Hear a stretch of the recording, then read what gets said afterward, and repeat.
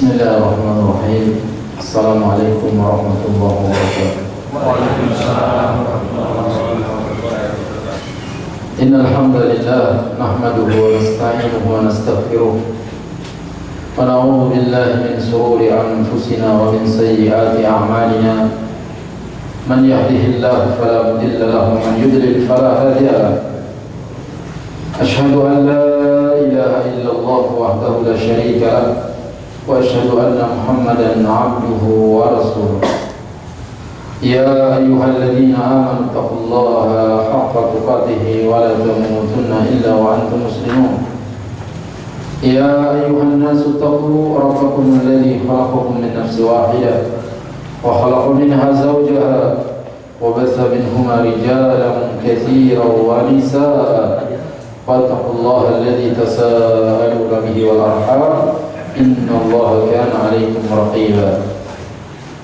Ya ayyuhalladzina amanu taqullaha wa qulu qawlan sadida yuslih lakum a'malakum wa yaghfir lakum dhunubakum wa man yuti'illaha wa rasulahu faqad faza fawzan 'azima. Amma ba'du fa inna khayral kalami kalamullah wa khayral hadyi hadyi Muhammadin sallallahu alaihi wa ala alihi wa sallam. Wa syarrul umuri muhdatsatuha wa kullu muhdatsatin bid'ah wa kullu bid'atin dhalalah wa kullu dhalalatin finnar.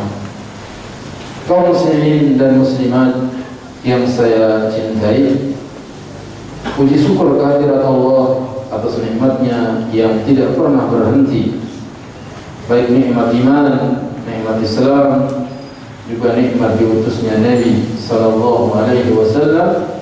Semoga kita senantiasa istiqomah di atas agamanya sampai akhir hayat nanti. Pelajaran yang sudah disampaikan pada kesempatan kali ini adalah firman Allah Ta'ala dalam surat Taha. Allah Ta'ala berfirman, "Wa man a'rada 'an dzikri fa inna lahu ma'isyatan dhanka wa nahsuruhu yawmal qiyamati a'ma." Qala rabbi lima hasyartani a'ma faqad kuntu basira. Qala kadzalika atatka ayatina fanasitaha wa kadzalika al-yawma tunsa. Allah Subhanahu wa ta'ala berfirman, barang siapa yang berpaling dari peringatanku, maka sungguh dia akan menjalani kehidupan yang sempit, dan kami akan mengumpulkannya pada hari kiamat dalam keadaan buta. Lalu dia berkata, ya Tuhanku, mengapa kau kumpulkan kami dalam keadaan buta, padahal dahulu aku dapat melihat, ini ketika di dunia. Dia Allah Subhanahu wa ta'ala berfirman, demikianlah dahulu telah datang kepadamu ayat-ayat kami dan kamu mengabaikannya. Jadi begitu pula pada hari ini kamu diabaikan. Al-jazaa'u min jinsil amal. Balasan sesuai dengan perbuatan. Wa man a'rada 'an dzikri, barang siapa yang berpaling dari peringatanku. Ibnu Katsir, yang berpaling dari Al-Quran, berpaling dari para Rasul, maka Allah Subhanahu wa ta'ala akan berikan kepadanya kehidupan yang sempit.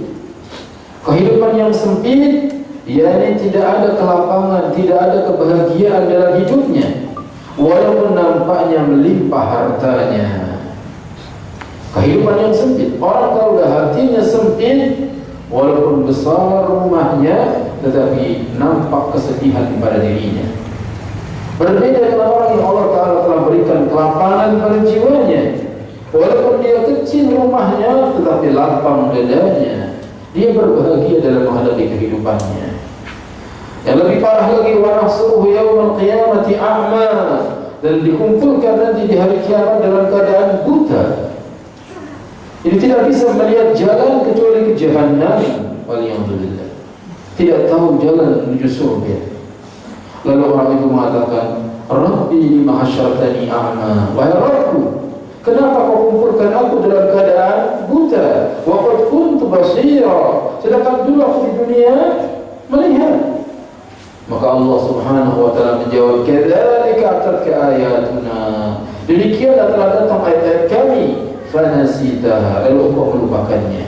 Wa kadzalika al-yawma tunsa, dan demikianlah engkau pun dilupakan. Wahai diri saya dan juga antum semuanya, janganlah berpaling dari peringatan Allah Subhanahu wa taala. Di antaranya yang menyebabkan orang berpaling dari berbagai keberpalingan adalah berpaling dari majelis ilmu.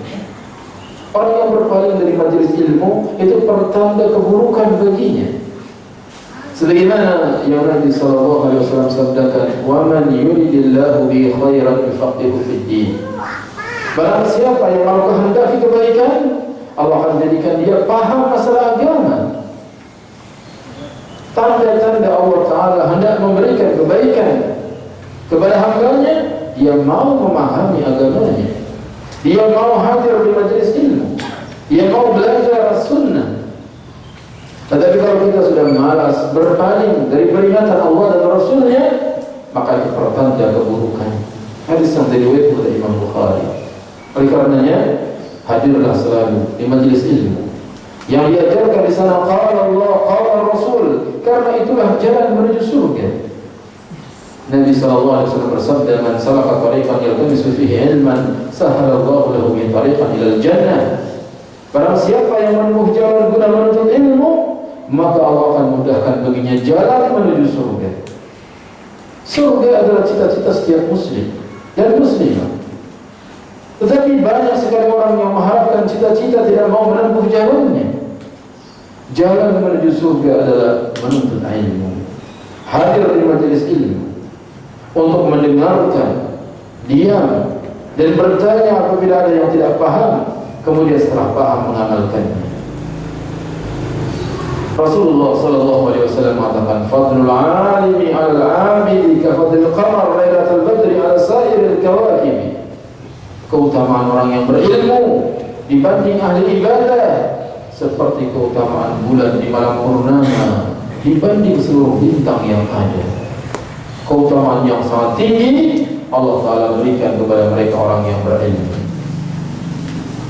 Dan ilmu itu memang sangat utama karena dia jauh lebih hebat daripada harta. Harta adalah peninggalan para raja, peninggalan Qarun. Sedangkan ilmu adalah peninggalan para nabi. Mana yang lebih kita sukai? Harta atau ilmu? Nabi sallallahu alaihi wasallam mengatakan, "Al-ulama warathul anbiya, fa innal anbiya lam yurithu dinaran wala dirhaman, walakin yarithul ilma, faman akhadahu faqad akhadha bihaddin wafirin." Para ulama adalah pewaris para nabi. Para nabi tidak mewariskan dinar, para nabi tidak mewariskan dirham, tetapi para nabi mewariskan ilmu. Barang siapa yang mengambilnya, maka sungguh dia telah mengambil bagian yang besar. Maka jangan berpaling dari majelis ilmu. Biasakan kita hadir, sempatkan walaupun sepekan sekali. Dan lain-lain keberpalingan yang banyak sekali dalam Islam yang telah diperingatkan oleh Allah Subhanahu wa taala, yang akibatnya dia akan buta nanti di hari kiamat. Yang paling berbahaya adalah berpaling dari tauhid menuju kesyirikan. Berpaling dari tauhid menuju kesyirikan ini termasuk keberpalingan yang besar, karena syirik adalah dosa yang terbesar. Allah Subhanahu wa taala berfirman, "Innallaha la yaghfiru an yushraka bihi wa yaghfiru ma duna dzalika liman yasha." Sesungguhnya Allah tidak akan mengampuni dosa orang yang berbuat syirik, dan Allah akan ampuni dosa-dosa selain syirik bagi siapa yang dikehendaki. Berpaling dari tauhid, terjatuh dalam syirik, ini sebuta-buta orang yang buta nanti di hari kiamat, karena tidak akan melek lagi. Dia sengsara di neraka dan tidak pernah selamat selama-lamanya. Allah Subhanahu wa taala juga berfirman, "Innahu may yusyrik billahi faqad harrama Allahu 'alaihi al-jannah wa ma'wahu an-nar." Sesungguhnya barang siapa yang mempersekutukan Allah, maka sungguh Allah akan haramkan baginya surga dan tempat kembalinya adalah neraka. Apa sih syirik? Syirik adalah memalingkan salah satu macam ibadah kepada selain Allah, seperti berdoa kepada selain Allah. Itu syirik. Termasuk syirik adalah mempercayai jimat-jimat batu cincin, keris, ikat pinggang dan semisalnya yang diyakini memiliki kekuatan, itu perbuatan syirik. Termasuk syirik juga mempercayai dukun, mempercayai paranormal. Ini termasuk bagian daripada kesyirikan. Ramalan-ramalan bintang dan semisalnya, ini termasuk perbuatan syirik. Dan syirik merupakan kezaliman yang paling besar. Allah Ta'ala berfirman, inna syirka la zulmun azim. Sesungguhnya syirik adalah kezaliman yang paling besar. Barang siapa yang menyekutukan Allah kemudian mati dalam keadaan musyrik, maka dapat dipastikan dia akan menjadi penghuni neraka. Demikian pula halnya dengan orang yang beriman kepada Allah kemudian meninggal dunia dalam keadaan beriman, maka dia akan menjadi penghuni surga meskipun diadab terlebih dahulu di neraka. Orang yang benar tauhidnya dan banyak dosa-dosanya, ketika ditimbang banyakkan dosanya daripada kebaikannya, maka Allah Ta'ala firmankan, wa amma man khaffat mawazinuhu wa huwa fi fa amma man khaffat mawazinuhu fa ummuhu hawiyah. Adapun orang-orang yang ringan timbangan kebaikannya, tempat kembalinya neraka hawiyah. Wa ma adraka ma hiya narun hamiyah. Dia masuk ke dalam neraka karena banyaknya dosa-dosa, tetapi dia tidak kekal selama dia bertauhid. Nanti di akhirat orang-orang yang beriman akan bertanya kepada Allah, ya Rabb, si fulan dulu sholat bersamaku, si fulan dulu berangkat haji bersamaku, kenapa dia tidak ada di surga? Maka Allah katakan, cari temanmu di neraka, dicari di neraka. Lalu ditolong temannya, ada yang sudah terbakar sampai mata kaki, ada yang sudah terbakar sampai lutut. Inilah orang-orang yang banyak dosanya, tapi dia orang yang bertauhid, bisa diselamatkan dari neraka. Kemudian Allah Ta'ala firmankan, keluarkan dari neraka orang yang di dalam hatinya ada sebesar 1 dinar keimanan. Maka diangkat dari neraka orang yang dalam hatinya ada 1 dinar keimanan. Keluarkan dari neraka orang yang dalam hatinya ada 1/2 dinar dari keimanan. Dikeluarkan juga dari neraka orang yang dalam hatinya ada 1/2 dinar keimanan. Sampai Allah Ta'ala firmankan, keluarkan dari neraka orang yang di dalam hatinya ada sekecil biji darah keimanan. Akhirnya dia pun keluar dari neraka. Dosa syirik, adapun mereka yang berbuat syirik, maka khalidina fiha abada, dia akan kekal dalam neraka selama-lamanya. Waliyahulillah. Ketika Nabi sallallahu alaihi wasallam bersabda, ala unabbiukum bi akbaril kabair, maukah kabarkan kepada kalian sebesar-besar dosa besar? Al-isyraku billah. Dosa besar yang paling besar adalah menyekutukan Allah, syirik kepada Allah. Ketika Nabi SAW bersabda, ijtanibu sab'al mubiqat, jauhi oleh kalian 7 dosa yang membinasakan, beliau pun mengatakan asyirku, di antaranya adalah syirik. Dan syirik itu murtad, keluar dari agama, apabila itu syirkun akbar. Oleh karenanya penguasa berhak untuk memenggal lehernya. Dalam Islam, orang yang menukar agamanya dipukul lehernya dengan pedang. Beliau sallallahu alaihi wasallam bersabda, "Man baddala dinahu faqtuluh." Barang siapa yang menukar agamanya, dipenggal. Kesengsaraan, kebutaan apa yang lebih parah daripada ini? Itu terjatuh ke dalam kesyirikan. Apa sih itu syirik? Syirik tadi dijelaskan, memalingkan salah satu macam ibadah kepada selain Allah. Kezaliman yang paling besar adalah syirik. Engkau akan menjadikan sesuatu sebagai tandingan bagi Allah, padahal Allah tidak ada tandingannya. Walam yakul lahu kufuwan ahad. Tidak ada satu pun yang setara dan sebanding dengannya. Bagaimana dijadikan tandingan untuk Allah? Padahal dialah yang telah menciptakanmu. Ini adalah malapetaka yang paling besar. Di antara macam-macam bentuk kesyirikan, bentuk kesyirikan kepada Allah bermacam-macam. Di antaranya seseorang yang mengagungkan sesama makhluk sebagaimana dia mengagungkan Sang Khalik, mengagung-agungkan pimpinan sebagaimana mengagungkan Allah. Orang yang sholat Allahu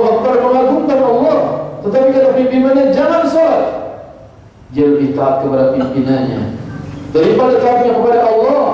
Padahal panggilan hayya 'alas shalah, hayya 'alal falah telah terdengar.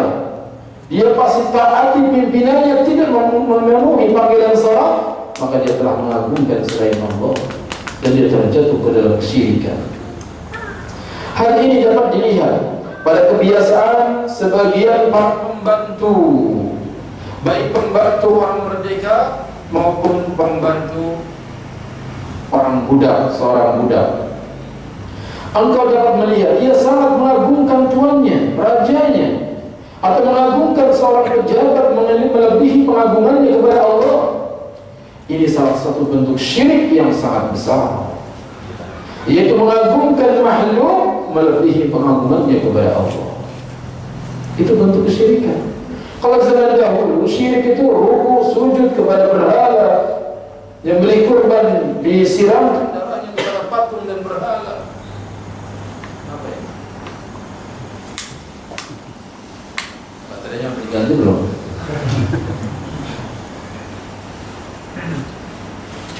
Hal ini terlihat ketika pemimpin, atasan, atau raja, atau tuannya mengatakan kerjakan ini di waktu salat, jangan salat dulu. Kemudian dia pun melaksanakannya. Ketika waktu salat telah habis, dia pun tetap tidak mempedulikannya.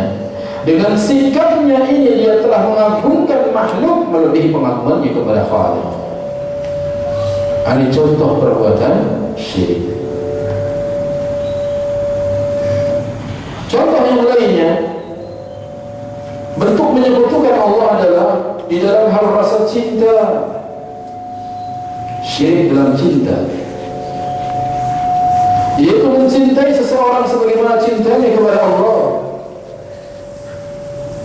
atau bahkan lebih cintanya daripada cintanya kepada Allah. Orang tersebut akan menuntut orang lain untuk mencintainya melebihi cintanya kepada Allah. Hal ini banyak dijumpai pada para pemuda dan pemudi yang sedang dimabuk asmara. Orang yang sedang dimabuk asmara seperti seorang yang sedang jatuh cinta kepada lawan jenis.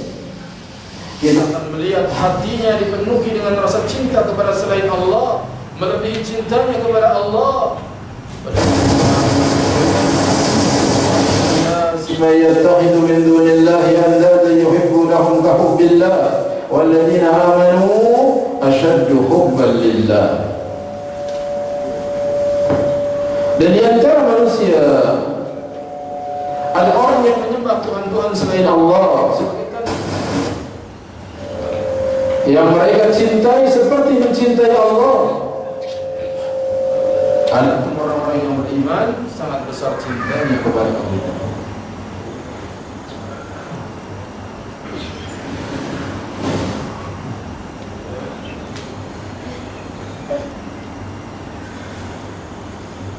Orang yang beriman sangat besar cintanya kepada Allah, bukan kepada yang lain.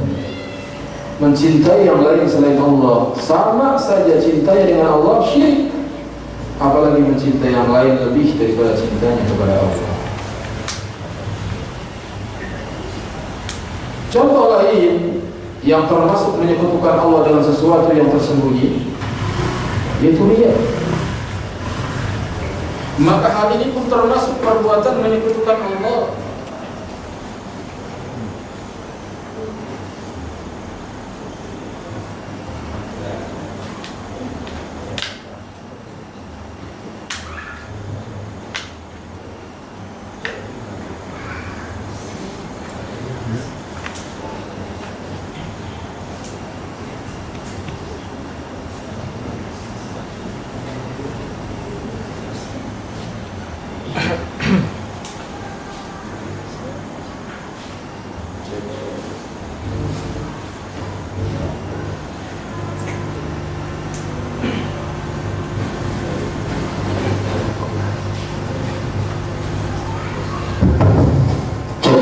Cek.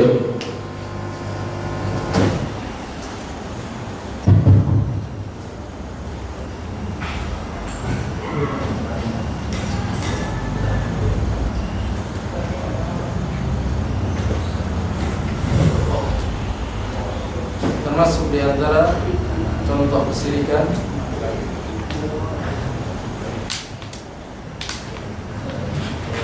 adalah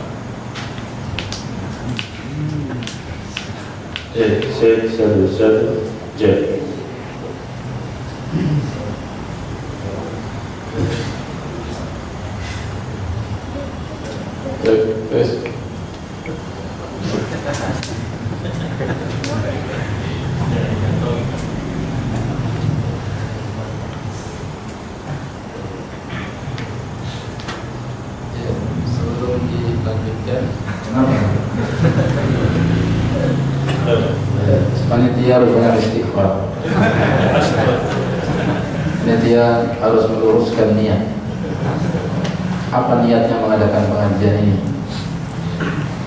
Karena kalau salah niatnya jadi syirik.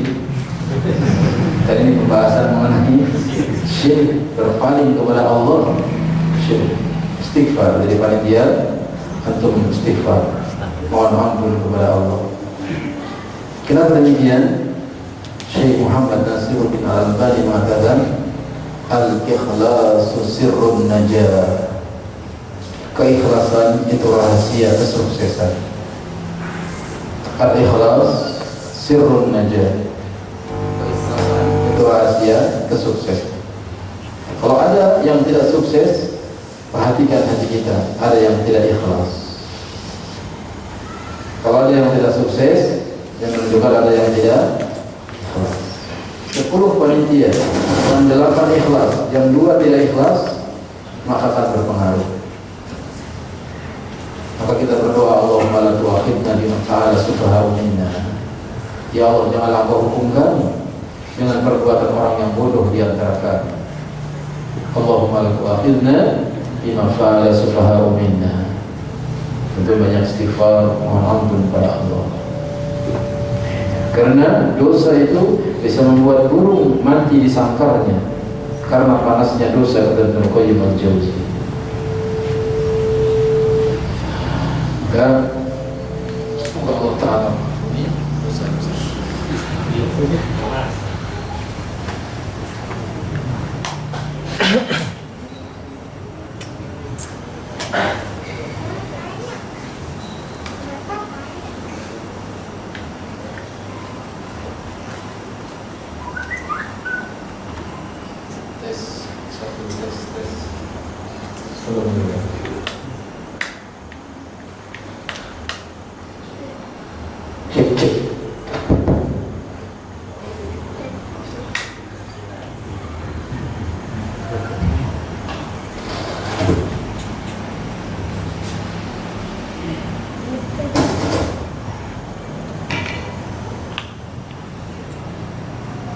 Pertama, contoh menyebutkan Allah Ta'ala, taat kepada pimpinan lebih besar daripada taatnya kepada Allah Subhanahu wa Ta'ala. Yang kedua, contoh kesyirikan, mencintai sesuatu selain Allah sama dengan cintanya kepada Allah, atau lebih besar cintanya kepada sesuatu itu daripada cintanya kepada Allah.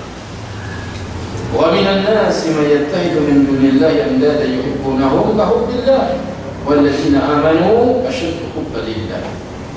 Dan di antara manusia ada yang menjadikan tandingan-tandingan selain Allah. Dia mencintai tandingan-tandingan itu sebagaimana cintanya kepada Allah. Sedangkan orang-orang yang beriman sangat besar cintanya kepada Allah. Kemudian yang lain, riya. Contoh yang lain daripada syirik adalah riya. Apa sih riya? Al-amalul khair li ajlil khair. Beramal kebaikan karena orang lain. Ia berbuat baik tetapi karena ada tujuan lain, bukan Allah semata tujuannya. Nabi sallallahu alaihi wasallam bersabda, "Ana aghna syuraka'i 'ani syirki, man 'amila 'amalan asraka fihi ma'i ghairi, taraktuhu wa syirkahu." Nabi sallallahu alaihi wasallam bersabda bahwa Allah Ta'ala berfirman, "Ana aghna syuraka'i 'ani syirki." Aku tidak membutuhkan sekutu. Barang siapa yang mengamalkan suatu perbuatan yang menyekutukanku, maka aku akan meninggalkan ia dan sekutunya. Orang yang beribadah bukan karena Allah, Allah tinggalkan. Karena Allah Ta'ala tidak bisa ditipu. Walaupun nampaknya kita memperbagus ibadah, nampaknya kita kerjakan amal akhirat, tetapi Allah Ta'ala tahu apa yang ada di hati kita. Ada orang yang mengamalkan amalan akhirat, tetapi tujuannya adalah dunia. Maka yang seperti ini riya, bukan ikhlas karena Allah Ta'ala. Bahkan dia akan dimasukkan ke dalam neraka. Dan Nabi SAW mengatakan, فَإِنَّ أَحَدَكُمْ لَا يَعْمَلُ بِعَمَلِ أَهْلِ الْجَنَّةِ حَتَّى مَا يَكُونُ بَيْنَهُ وَبَيْنَهَا إِلَّا الذِّرَاعُ وَيَسْبِقُ عَلَيْهِ الْكِتَابُ فَيَعْمَلُ بِعَمَلِ أَهْلِ النَّارِ فَيَدْخُلُهَا. Sungguhnya salah seorang di antara kamu akan mengamalkan amalan ahli jannah, amalannya amalan ahli surga, ngaji, amalan ahli surga, sholat, amalan ahli surga, puasa, amalan ahli surga, sedekah, amalan ahli surga. Sampai jarak antara dia dengan surga kecuali sehasta lagi masuk surga. Wa yasbiqu alaihi alkitab. Tapi telah didahului dia oleh kitab takdir. Fayamalu bi amali ahli nar. Di akhir hidupnya dia mengamalkan amalan ahli neraka, fayadkhuluha, maka dia pun masuk neraka. Kok bisa orang yang mengamalkan ahli surga akhirnya masuk neraka?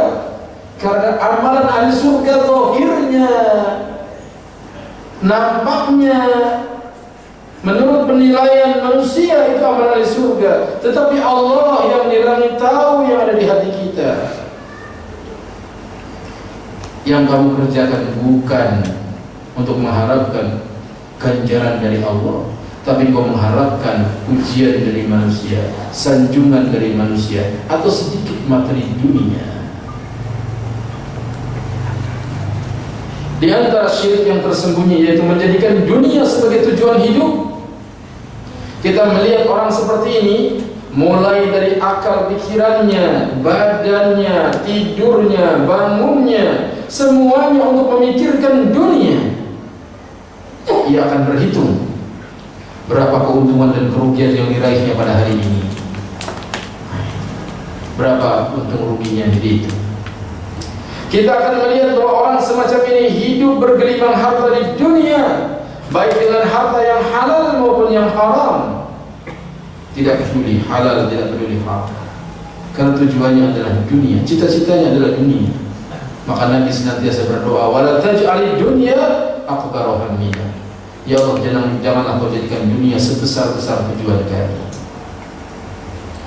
Dia mengumpulkan harta dengan cara berdusta maupun menipu untuk seluruh urusan dunianya. Ia tidak peduli melakukan semua itu karena dunia telah memperdudaknya. Dia tidak lagi menjadi hamba Allah, tetapi dia menjadi hamba dinar, hamba dirham. Semoga Allah Ta'ala melindungi kita darinya. Dalil tentang jenis syirik seperti ini adalah sabda Nabi sallallahu alaihi wasallam, ta'isa 'abdu dinar, celaka hamba dinar. Apakah engkau mengira bahwa orang ini rukuk dan sujud di hadapan dinar sehingga disebut hamba dinar? Tentu saja tidak. Yang dimaksud dengan sabda beliau adalah dikarenakan dunia telah menguasai hatinya. Ta'isa 'abdu dinar, ta'isa 'abdu dirham, ta'isa 'abdul khamisah, ta'isa 'abdul khamilah, in u'tiya radiya wa illam yu'ta syahita. Celaka hamba dinar, celaka hamba dirham, celaka hamba sutra yang tebal, celaka hamba spray. Kalau diberi dia ridha, kalau dia tidak diberi dia murka. Itulah perbuatan syirik, bentuk-bentuk syirik di akhir zaman. Tidak ada yang menjadi tujuan hidupnya kecuali untuk memperindah pakaian dan tempat tidurnya. Bagaimana bajunya bagus, bagaimana spraynya bagus, bagaimana rumahnya keren, apalagi udah mau Ramadan nih, ntar banyak tamu. Nah, bagaimana caranya ngecat rumah, bagaimana keramik kamar mandi diganti. Itu yang dipikirkan. Dunia yang dipikirkan. Jadi hamba ini. Bagaimana ini, semuanya, kendaraan juga mau pulang kampung ini harus dicat lagi. Hamba dunia. Dia lebih mengutamakan itu daripada memperhatikan bagaimana sholatnya yang bagus, ibadah-ibadah yang lain yang bagus. Itu tidak dipikirkan. Bagaimana saum kita biar diterima? In u'tiya radiya wa lam yu'ta sakhita. Kalau diberi dia ridha, kalau tidak diberi dia murka.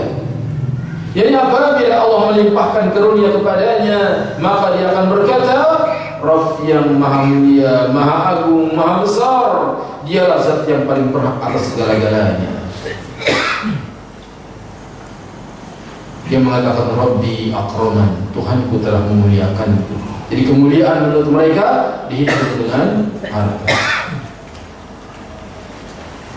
Akan tetapi apabila dia diberi, apabila dia tidak diberi, maka dia akan marah. Allah Subhanahu wa taala berfirman, "Wa minan nasi may ya'budu Allah 'ala harfin, fa in asabahu khairun itma'anna bih, wa in asabathu fitnatun qalaba 'ala wajhihi, khasira ad-dunya wal akhirah." Dan di antara manusia ada yang menyembah Allah hanya di tepian saja. Maka jika dia memperoleh kebajikan, memperoleh kebaikan, dia merasa puas. Dan jika dia ditimpa satu cobaan, dia berbalik ke belakang, rugi dunia dan akhirat. Orang yang seperti itu rugi dunianya, rugi di akhirat. Quran surat Al-Hajj ayat yang 11. Rasulullah sallallahu alaihi wasallam bersabda, "In u'tiya radiya wa in lam yu'ta sakhita." Apabila diberi dia ridha, apabila tidak diberi dia marah. Celaka orang seperti ini dan dia tersungkur. Maksudnya dia tersungkur, yaitu akan menjadi orang yang hina karena seluruh urusannya menjadi rusak. Seluruh urusannya menjadi rusak. Kalau orang tujuannya dunia, kekecewaan yang ada. Jika tertusuk duri, semoga tidak ada yang mencabutnya. Faidah syika falan taqasa. Kalau dia tertusuk duri, semoga tidak ada yang mencabutnya. Yani apabila dia mendapati urusan yang sulit, semoga tidak ada yang mau menolongnya. Kemudian Nabi SAW bersabda, sebagai perbandingan terbaik, maka tuba, berbahagialah bagi seorang hamba yang memacu kudanya di jalan Allah. Maksudnya dia akan mendapatkan kehidupan yang baik di dunia dan di akhirat. Orang yang berjihad memacu kudanya di jalan Allah. Bagi seorang hamba yang memacu kudanya di jalan Allah, yang kusut rambutnya dan berdebu kedua kakinya. Rambutnya kusut, kakinya berdebu. Jadi dia tidak perhatian tentang penampilannya. Penampilannya ala kadarnya. Rambutnya kusut, kakinya berdebu, tapi dalam rangka berjuang di jalan Allah. Perhatikanlah hamba yang pertama adalah seorang hamba yang spraynya, alas tidurnya bagus. Sedangkan yang kedua adalah hamba yang tidak peduli dengan kondisinya sendiri. Hal yang terpenting bagi dirinya adalah penghambaan kepada Allah dan mengharapkan ridhonya. Yang kusut rambutnya, berdebu kedua kakinya, jika berada di garis belakang, dia akan tetap di garis belakang. Maksudnya, ia tidak akan mempedulikan apapun tempat yang ia tempati, apapun jabatannya. Yang penting saya bisa berjuang mempertahankan agama, membela agama. Ini orang yang ikhlas. Kalau disuruh perang bagian depan, dia bagian depan. Kalau disuruh mundur di belakang, dia siap di belakang. Di mana saja posisinya, yang penting saya bisa membela agama Allah Ta'ala. Ini yang katakan Nabi, tuba, kebahagiaan bagi dia. Apabila pada tempat tersebut terdapat manfaat untuk berjihad, maka dia akan berada di tempat tersebut. Inilah yang akan membuatnya beruntung di dunia dan di akhirat. Apa sih yang bisa saya bantu? Kamu bagian kumpulin sampah, gak apa-apa. Yang penting untuk dakwah. Jangan pas giliran bersihin sampah cuma nunjuk doang, bersihin tuh. Ini semua bagian daripada dakwah. Bagian ngatur parkir, jangan saya dong. Apapun bagian kita dalam rangka membela agama, maka hendaknya kita berada di sana. Ini orang yang ikhlas, apapun posisinya. Bagian ngecek mikrofon, itu bukan tugas saya tuh. Jadi kalau salah nanti panitia ribut, tugas kamu itu. Tidak seperti itu. Bekerja sama. Yang penting agama dibela, ditolak. Kesimpulannya bahwa ada di antara manusia yang menyekutukan Allah tanpa disadarinya. Nggak sadar yang seperti itu. Tujuannya salah, tujuannya keliru. Bukan kebahagiaan yang dia raih, kekecewaan yang dia terima, kecuali kalau dia mau mengakui kesalahannya dan bertaubat. Wahai saudaraku, jika engkau sudah merasakan dunia telah menguasai hatimu dan menganggap bahwa tidak ada yang lebih penting daripada dunia, tidur dan terjagamu hanya untuk dunia, maka ketahuilah sesungguhnya di dalam hatimu telah tersimpan benih kemusyrikan. Karena Rasulullah sallallahu alaihi wasallam mengatakan, ta'isa 'abdu dinar, celaka hamba dinar. Sabda beliau ini menunjukkan bahwa orang tersebut sangat bersemangat untuk memperoleh harta. Orang tersebut tidak mempedulikan cara untuk mendapatkannya, apakah dengan cara yang halal maupun dari cara yang haram. Sedangkan orang yang beribadah kepada Allah dengan benar tidak akan pernah mencari harta dengan cara yang diharamkan, karena barang yang haram akan menuai kemurkaan Allah, sedangkan harta yang halal akan mendatangkan keridhaan Allah. Karena itu seorang hamba Allah ibadahnya benar, ikhlas karena Allah, maka dia akan mengatakan, tidak mungkin aku akan mencari harta dengan cara yang haram. Aku akan mencari harta dengan cara yang benar dan akan membelanjakannya di jalan yang benar pula. Ini orang yang bertauhid, yang dia menjadi hamba Allah, bukan menjadi hamba dinar dan dirham. Orang yang menghamba kepada dinar dan dirham belum tentu dia memiliki dinar dan dirham yang banyak. Ada kalanya dia hanya mendapatkan sedikit, tetapi dia sangat mengagungkannya, sehingga seakan-akan harta adalah segala-galanya. Bentuk yang lain di antara bentuk syirik adalah bersumpah dengan nama selain Allah. Inilah keberpalingan yang pertama mengenai berpaling dari tauhid menuju syirik yang akan mengantarkan seseorang ke dalam kebinasaan yang dalam. Bentuk keberpalingan yang lain adalah berpaling dari salat yang 5 waktu. Panggilan Allah Subhanahu wa taala, hayya 'alas shalah, hayya 'alal falah, dia abaikan, dia tinggalkan. Sibuk dengan dunianya. Padahal salat adalah sebaik-baik amal. Padahal salat adalah sebaik-baik amal. Setelah tauhid, salat. Maka jangan berpaling dari salat. Apakah yang wajib, apakah yang sunnah? Terutama yang wajib. Apalagi penuntut ilmu seperti hari ini. Ada enggak yang belum sholat duha hari ini? Hah? Ada ya? Jangan tinggalkan walaupun cuma 2 rakaat duha. Tapi yang penting, yang terpenting adalah yang wajib, yang 5 waktu. Allah Subhanahu wa taala berfirman, "Fa khalafa min ba'dihim khalfun adha'u as-salata wattaba'u syahawati fasawfa yalqawna ghayya illa man taba." Fa khalafa min ba'dihim khalfun adha'u as-salata wattaba'u syahawati. Fa khalafa min ba'dihim khalfun adha'u as-salata wattaba'u syahawati. Kemudian datang setelah mereka pengganti yang mengabaikan salat dan mengikuti syahwat.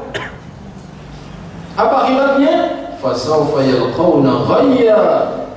Niscaya dia akan dilemparkan ke dalam ghayya. Di antara makna ghayya, jurang di tengah jahannam, yang apabila gunung batu dilemparkan ke sana akan meleleh karena panasnya. Illa man taba, kecuali orang-orang yang bertaubat, jadi yang kembali mengerjakan salat. Jangan berpaling dari peringatan Allah yang seperti ini. Allah Subhanahu wa taala juga berfirman, "Fawailun lil musallin alladzina hum an salatihim sahun." Celaka bagi orang-orang yang salat, yaitu orang-orang yang lalai dari salat mereka. Termasuk lalai dari salatnya subuh setengah 6 atau mungkin jam 6. Termasuk lalai dari salatnya asar udah menjelang maghrib. Termasuk orang yang lalai dari salatnya isya sekalian tahajud. Sore nggak salat isya, kenapa nggak isya? Ntar aja sekalian tahajud. Ini orang yang melalaikan dari salatnya. Allah Subhanahu wa taala juga berfirman, "Ma salakakum fi syaqar? Qalu lam nakum minal musallin." Jadi nanti di akhirat orang saling bertanya, apa yang menyebabkan kamu masuk neraka syaqar? Mereka menjawab, kami dulu di dunia tidak termasuk orang yang salat. Berpaling dari ajakan hayya 'alas shalah itu kecelakaan. Neraka syaqar tempat kembalinya. Maka jaga salat. Ajarkan anak-anak kita untuk salat. Umur 7 tahun anak kita suruh untuk salat. Maka Nabi sallallahu alaihi wasallam bersabda, "Al-ahdu alladhi bainana wa bainahum as-salat, faman tarakaha faqad kafar." Perjanjian antara kita dengan mereka orang-orang kafir adalah salat. Barang siapa yang meninggalkannya berarti dia telah kafir. Hadis diriwayatkan oleh Imam Tirmidzi dan juga oleh Imam An-Nasa'i.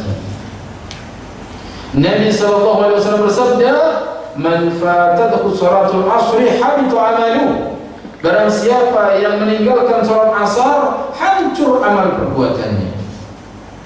Subuh dia kerjakan, zuhur dia kerjakan, maghrib dia kerjakan, isya dia kerjakan, tapi asar dia tinggalkan, habitu amaluhu, amalnya hapus. Inilah diantara makna firman Allah Ta'ala, "Hafidhu ala salawati was salatil wusta." Jagalah salat-salat yang ada, terutama salat asar. Maka siapa yang bisa menjaga dua salat di waktu yang dingin, Allah jamin surga. Salat di dua waktu yang dingin itu subuh dan asar. Nabi sallallahu alaihi wasallam bersabda, "Bainal 'abdi wa bainasy syirki tarkus shalah." Pembatas antara seorang hamba dengan kesyirikan adalah meninggalkan salat. Salat berarti dia mukmin, hamba Allah. Meninggalkan salatnya syirik, dia kafir.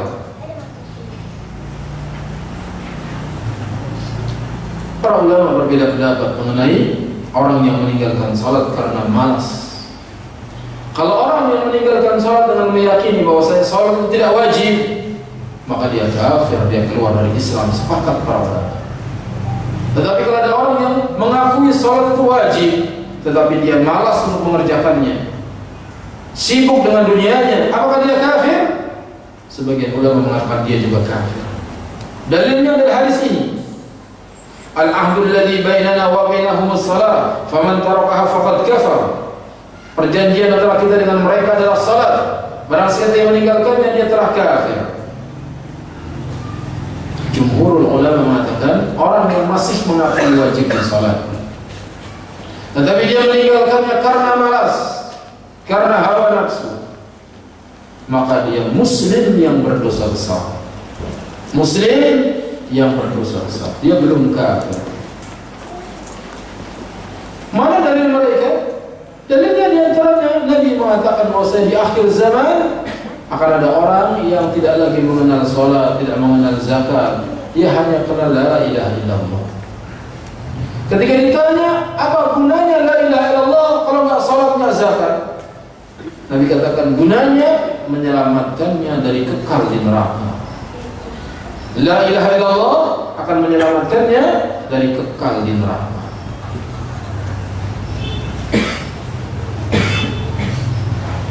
Berarti dia tidak kafir. Seandainya kafir tentu kekal di neraka.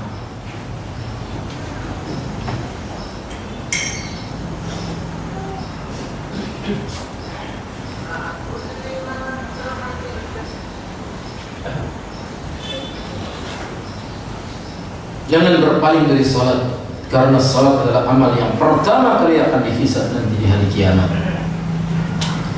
Rasulullah SAW bersabda, "Awwal ma yuhasabu bihi al-'abdu yawm al-qiyamati min 'amalihi as-salat." Yang pertama kali akan dihisab dari seorang hamba dari amalnya adalah salat. Fa in salahat faqad aflaha wa anjah, fa in fasada faqad khaba wa khasira.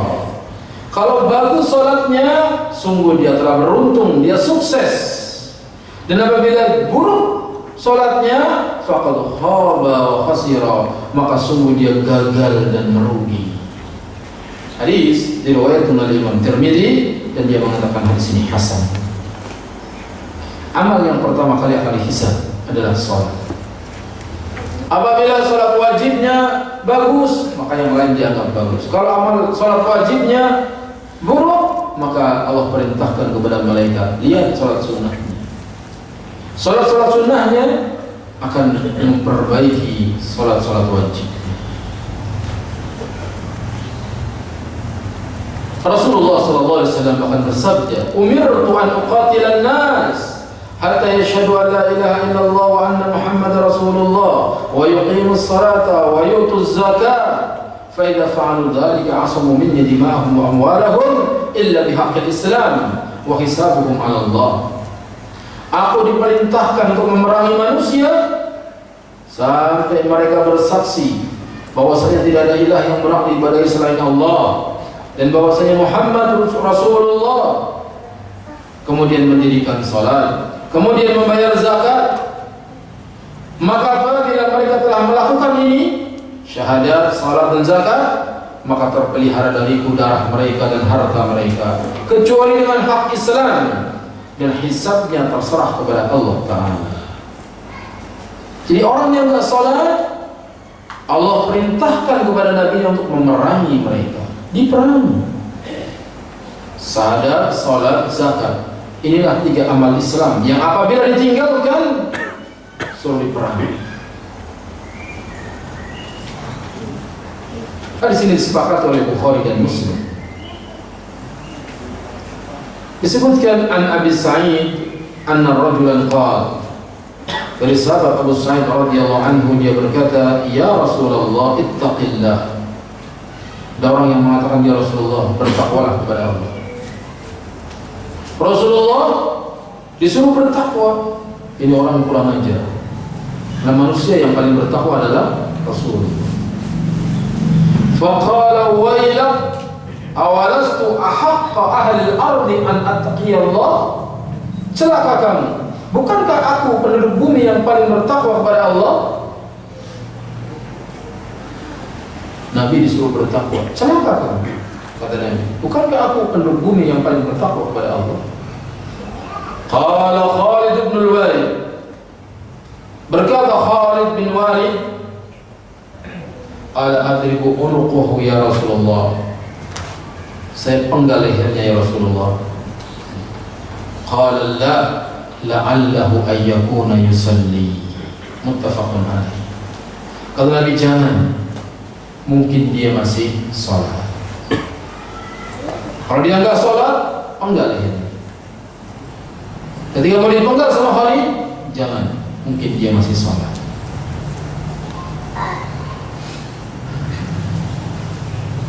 Oleh karenanya Imam Syafi'i rahimahullah ketika menjelaskan mengenai wajibnya menyuruh anak sholat ketika umur 7 tahun, pukul anak yang meninggalkan sholat apabila sudah berumur 10 tahun. Bagaimana kalau orang itu sudah berumur 15 tahun, sudah dewasa enggak sholat? Apa hukumannya? Di antara hukumannya adalah dipukul lehernya dengan pedang.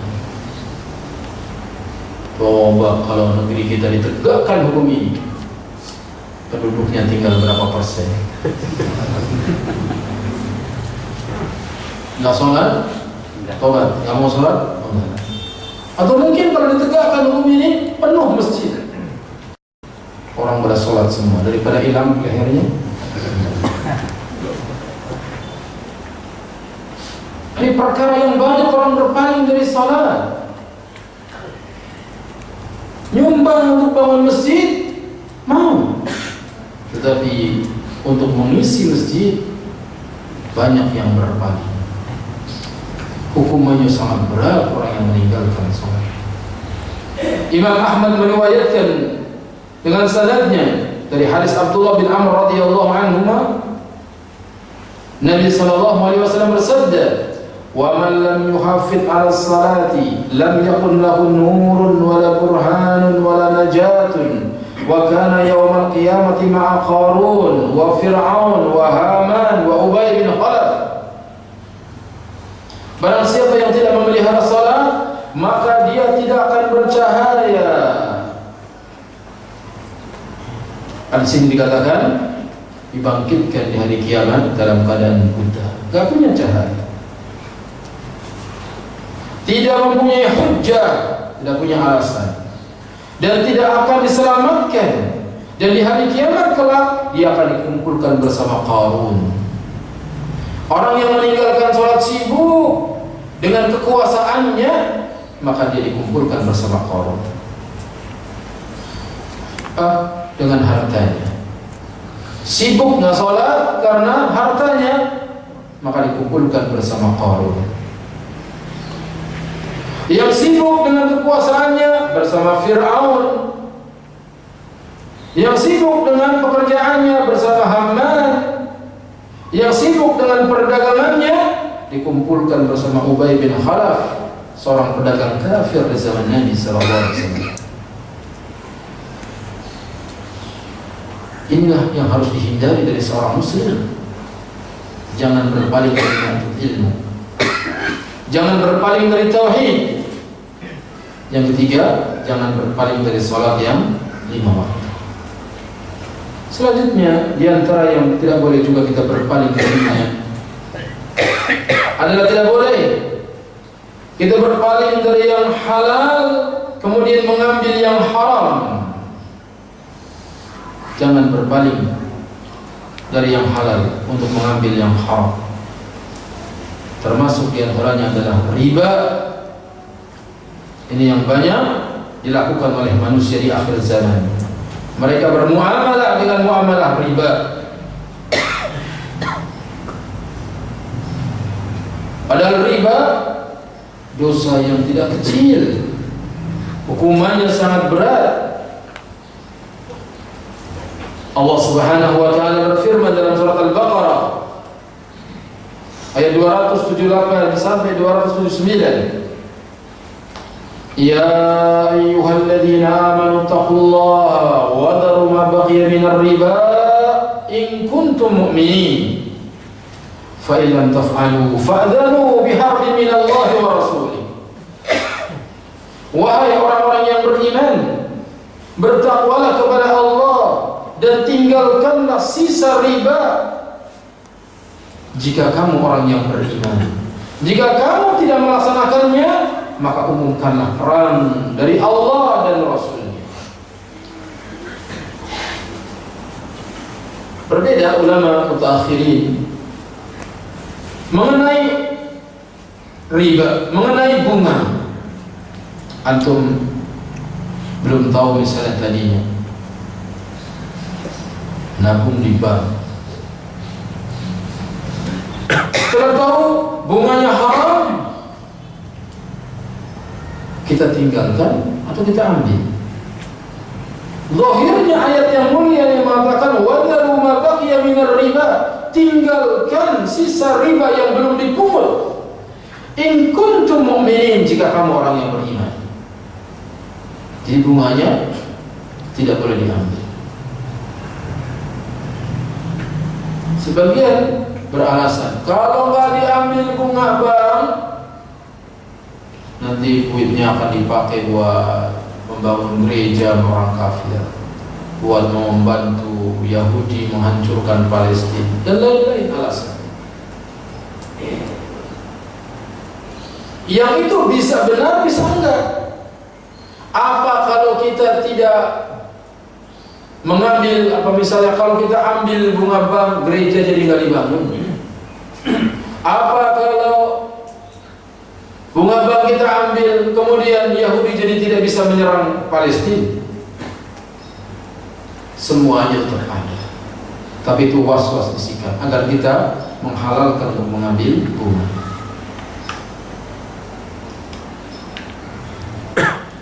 Sebagian mereka mengatakan ambil, tapi dikeluarkan untuk fasilitas umum, untuk WC umum, untuk jalan umum. Syekh Muhammad bin Shalih Al-Utsaimin di antara fatwanya, kalau kita ambil mudarat buat kita, tapi kan nanti dibuang, itu sama saja tangan kita dicelupkan ke darah babi, habis itu dicuci lagi. Perbuatan sia-sia. Di samping itu kalau kita mengambilnya, kemudian dilihat orang, itu Pak Ustadz aja ngambil bunga apa? Padahal kita mau bagi-bagikan, tetapi kan orang lihatnya dia buktinya ngambil. Akhirnya orang awam menganggapnya dikiranya halal, sehingga jalan yang paling selamat adalah ditinggalkan, tidak usah diambil dan berhenti. Allah Subhanahu wa taala juga berfirman dalam surat Al-Baqarah 275, "Alladzina ya'kuluna ar-riba la yaqumuna illa kama yaqumu alladhi yatakhabbathu asy-syaitanu minal mas, dzalika bi annahum qalu innamal bay'u mithlu ar-riba wa halallahu al-bay'a wa harrama ar-riba faman ja'ahu maw'idhatun min rabbih fantaha falahu ma salaf wa amruhu ila Allah wa man 'ada fa ulaika ashabun nar hum fiha khalidun." Orang-orang yang memakan riba tidak dapat berdiri melainkan seperti berdirinya orang yang kemasukan setan karena penyakit gila. Yang demikian itu karena mereka berkata bahwa jual beli itu sama dengan riba, padahal Allah telah menghalalkan jual beli dan mengharamkan riba. Barang siapa yang mendapat peringatan dari Tuhannya, ini dia, barang siapa yang mendapatkan peringatan dari Tuhannya, jangan berpaling dari peringatan Allah, lalu dia berhenti, maka apa yang telah diperolehnya dahulu menjadi miliknya dan urusannya terserah kepada Allah. Barang siapa yang mengulangi, maka mereka itu penghuni neraka dan mereka kekal di dalamnya.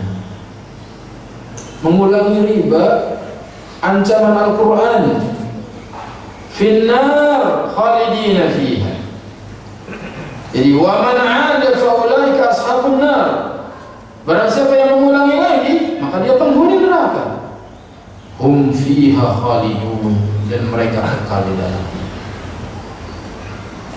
Bukan dosa kecil main-main dengan riba ini.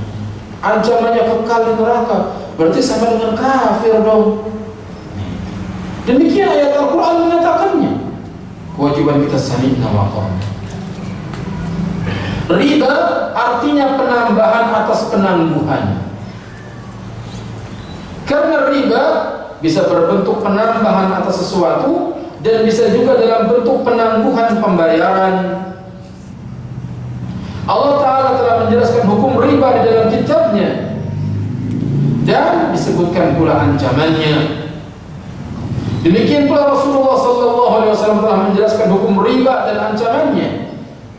Nabi SAW telah menjelaskan proses terjadinya riba dan cara-caranya. Sesungguhnya riba ada di dalam 6 jenis benda: emas, perak, gandum, beras, kurma, garam. Inilah 6 jenis barang yang bisa dijadikan objek riba. Kita jual emas 10 gram, kemudian dapat duit, buat beli emas lagi 10 gram juga model baru dengan memberikan tambahan uang. Yang seperti ini halal, boleh. Tetapi kalau kita tukar emas lama dengan emas baru dengan nilai yang sama, lalu kita menambah bayaran, itu enggak boleh.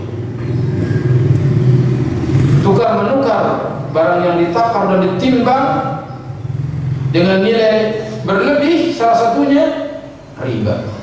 6 barang ini: emas, perak, gandum, beras, kurma, dan garam. Jika engkau menukar sesuatu dengan barang yang sejenis, maka engkau harus memperhatikan 2 perkara, yaitu harus ada kesamaan nilai bersama, kemudian dibayar kontan. Kontan saat itu juga. Jika engkau menukar perak dengan perak, maka kedua perak tersebut harus memiliki berat yang sama dan terjadi proses serah terima dari kedua belah pihak sebelum berpisah. Jika engkau menukar gandum dengan gandum, maka kedua gandum tersebut harus memiliki berat yang sama dan terjadi proses serah terima dari kedua belah pihak sebelum berpisah.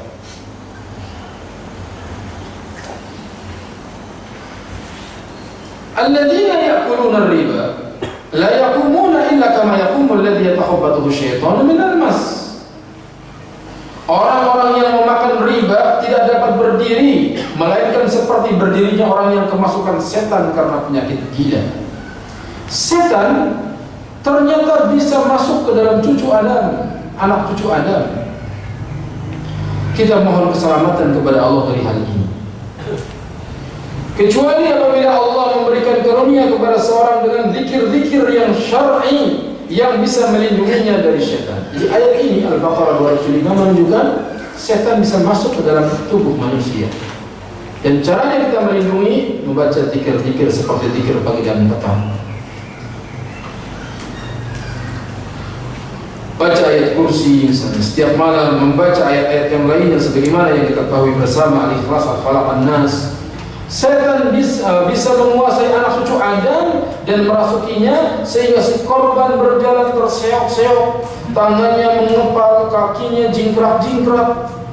Maka pada pemakan riba yang berkelakuan seperti seorang yang sedang dimasuki setan, seperti orang gila, nanti dibangkitkan seperti itu. Terjadi perbedaan pendapat di antara para ulama rahimahumullah.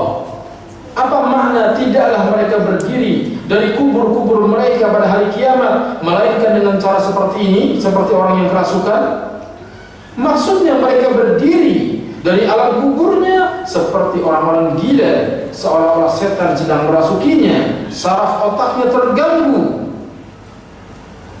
Ini makna yang pertama. Atau maknanya bahwa mereka tidak bisa berdiri karena riba, dikarenakan mereka biasa memakan riba, dan seolah-olah mereka adalah orang-orang gila karena ketamakan, keserakahan, dan kerakusan mereka, sehingga di dunia ini mereka pantas disebut orang-orang yang kerasukan. Jadi orang-orang yang mengambil harta dunia, tidak peduli halal dan haram, ini orang-orang yang kerasukan. Yang benar bahwa ayat tersebut apabila memungkinkan memiliki 2 makna dan ayat tersebut mencakup kedua makna tersebut sekaligus, maksudnya di dunia mereka selalu bertindak sembarangan dan berbuat seperti perbuatan orang-orang yang kerasukan setan, maka sama halnya ketika di akhirat mereka akan bangkit dari alam kuburnya dengan cara seperti itu. Kita mohon keselamatan kepada Allah. Kemudian Allah Ta'ala berfirman untuk menjelaskan bahwa mereka telah melakukan penganalogian yang tidak tepat, qiyas ma'al farid, qiyas yang berbeda. Mereka mengatakan sesungguhnya jual beli itu sama dengan riba. Hal ini sama halnya seperti ketika seorang menjual seekor kambing kepada seorang dengan harga misalnya 1 juta rupiah, yang dianalogikan dengan engkau menukar 1 dirham dengan 2 dirham. Apakah ada perbedaannya?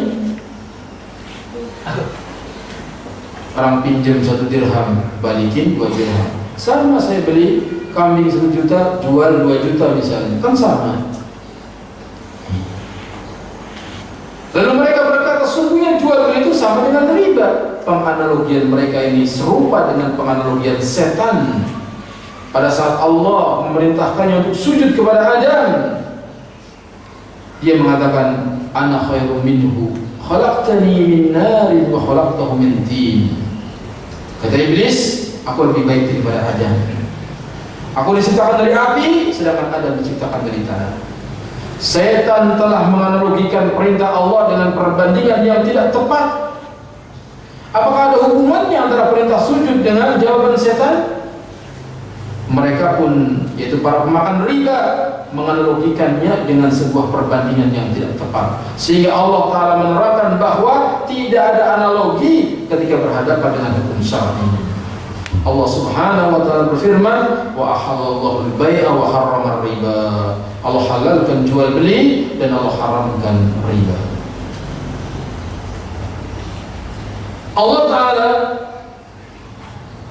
tidaklah semata-mata menghalalkan jual beli dan mengharamkan riba, kecuali karena ada unsur perbedaan yang besar antara keduanya, dan sesungguhnya keduanya tidak bisa disamakan. Namun orang-orang yang telah ditutup mata hatinya oleh Allah akan melihat kebatilan sebagai kebenaran, melihat kebenaran sebagai kebatilan. Waliyadzubillah. Sebagaimana Allah Ta'ala berfirman tentang orang-orang yang telah ditutup hatinya, idza tutla alaihi ayatuna qala asatirul awwalin. Apabila dibacakan kepada mereka ayat-ayat kami, mereka mengatakan itu mendongengkan orang yang dahulu saja. Kalau kita katakan jangan kamu sibuk dengan jangan kamu ikut-ikutan dengan riba, hari gini mana bisa kita hidup tanpa bank? Sudah tertutup. Rasanya nggak bisa hidup tanpa itu. Memang seperti itu keadaannya di akhir zaman. Sampai pun mau berangkat ibadah haji, bisa nggak kita beli tiket pesawat kemudian berangkat haji? Harus setor dulu ke mana?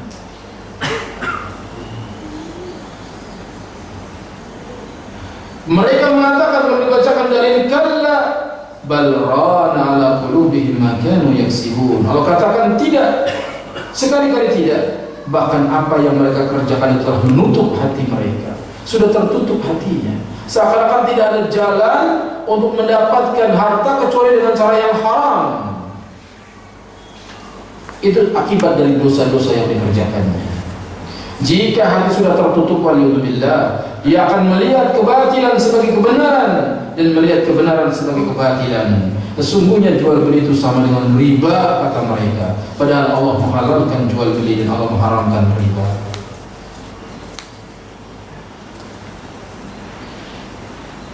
Kemudian Allah Ta'ala menawarkan taubat kepada mereka, para pemakan riba, sebagaimana biasa Allah Ta'ala menawarkan taubat kepada orang-orang yang berbuat dosa agar mereka kembali kepadanya. Karena sesungguhnya Allah mencintai orang-orang yang bertaubat dan orang-orang yang mensucikan dirinya. Rasulullah sallallahu alaihi wasallam bersabda, "Lallahu ashaddu farhan bi taubati 'abdihi min ahadikum bi rahilatihi." Allah lebih gembira dengan taubat hambanya dibandingkan gembiranya seorang dari kalian yang kehilangan hewan tunggangannya. Jadi kalau kita mau bertobat, maka Allah Ta'ala sangat senang dengan taubat kita. Seperti senangnya orang yang lagi naik kuda membawa perbekalan, jalan di tengah padang pasir, lalu ada pohon, dia singgah di bawah pohon. Ketika dia sedang singgah, dia tertidur sehingga kudanya hilang dan perbekalannya juga hilang.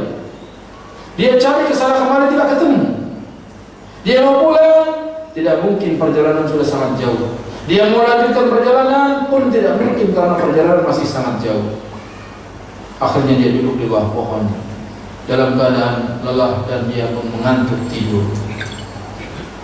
Begitu dia bangun, ternyata kudanya ada di depan matanya, tali kekangnya ada di depan hidungnya.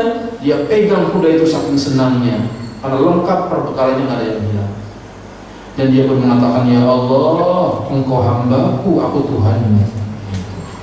Saking senangnya dia salah ngomong. Begitu gambaran Allah senang kalau melihat ada hambanya yang bertaubat.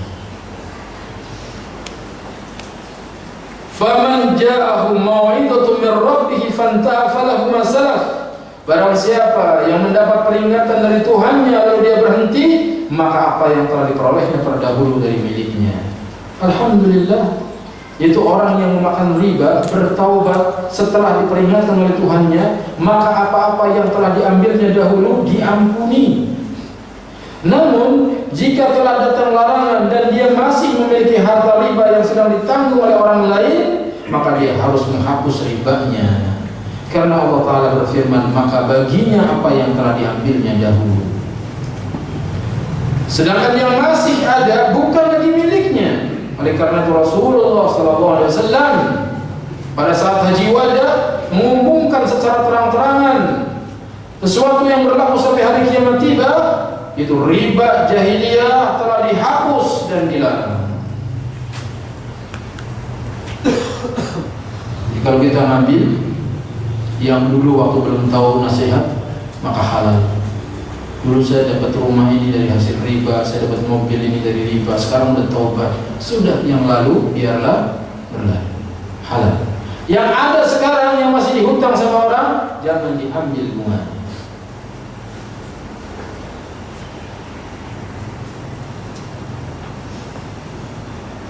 Yaitu riba yang dahulu digunakan untuk mereka sebagai alat untuk mencari keuntungan di zaman jahiliyah telah dihapus. Pada saat itu banyak dari kerabat beliau sallallahu alaihi wasallam yang melakukan praktek riba. Apakah mereka juga menghapuskan ribanya atau tidak? Oleh karena itu Nabi sallallahu alaihi wasallam bersabda, riba pertama yang aku hancurkan adalah ribanya Al-Abbas bin Abdul Muttalib. Kemudian bagaimana hubungan beliau dengan Al-Abbas bin Abdul Muttalib? Al-Abbas adalah paman beliau. Akan tetapi beliau menyatakan bahwa riba pertama yang beliau hancurkan adalah ribanya Al-Abbas. Seperti inilah hukum dan kekuasaannya. Nabi kalau menegakkan hukum bukan kepada orang lain dulu, kerabatnya dulu ditegakkan hukum, sehingga hukum berwibawa.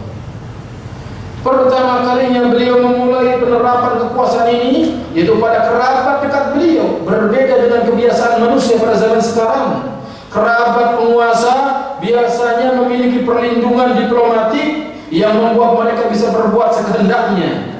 Akan tetapi pada zaman Rasulullah SAW, beliau justru mengatakan riba pertama yang aku hancurkan adalah ribanya Al-Abbas bin Abdul Muttalib. Karena itu semua riba dilarang.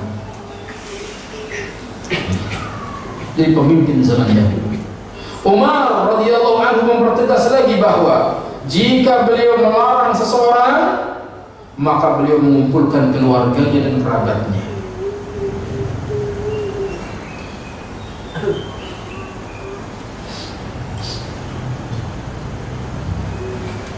Kalau Umar punya peraturan, maka dikumpulkan kerabatnya.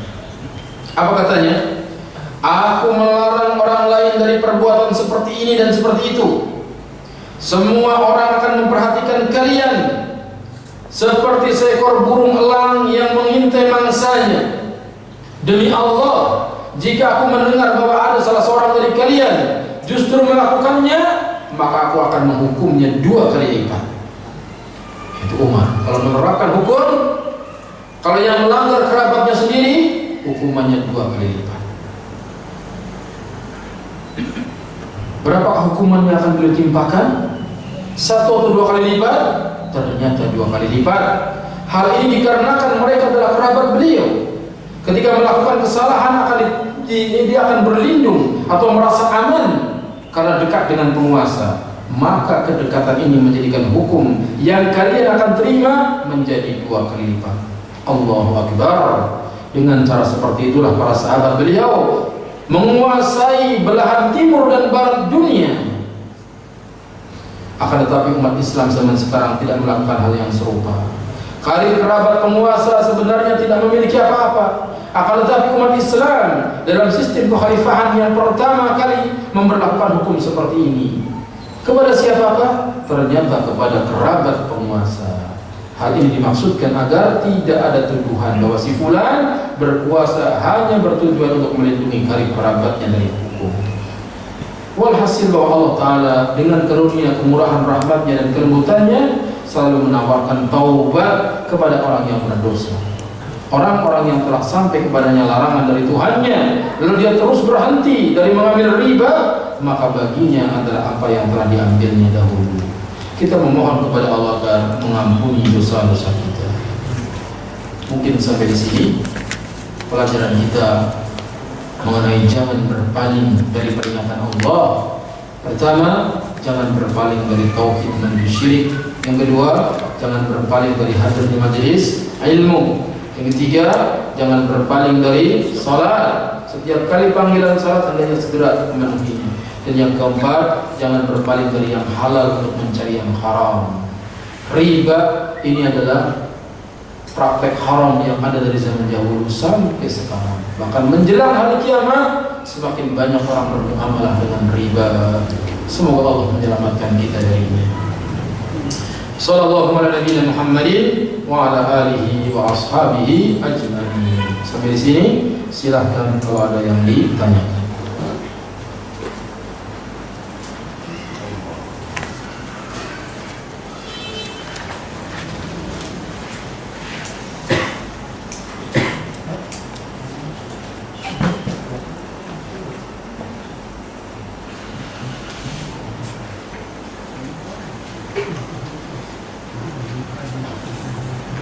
Assalamualaikum warahmatullahi wabarakatuh. Waalaikumsalam.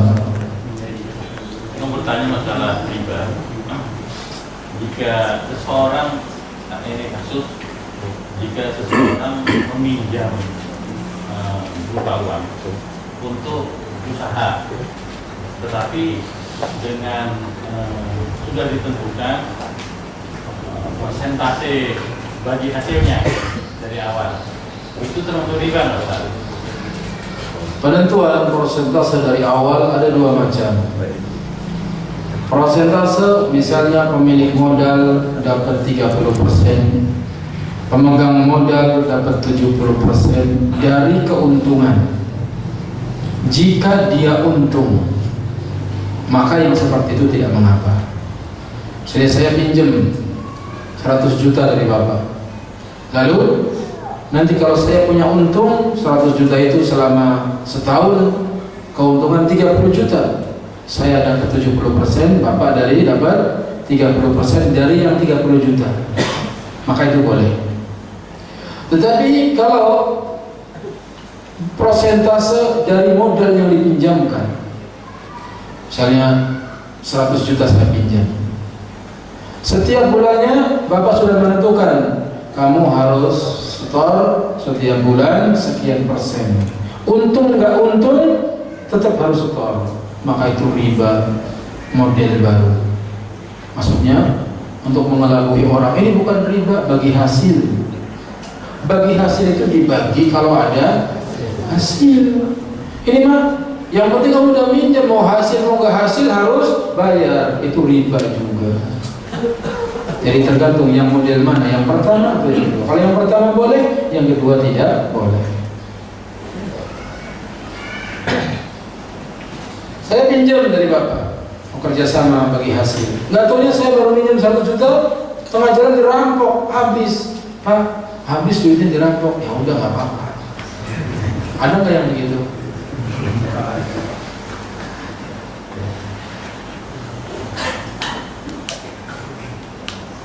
Silakan.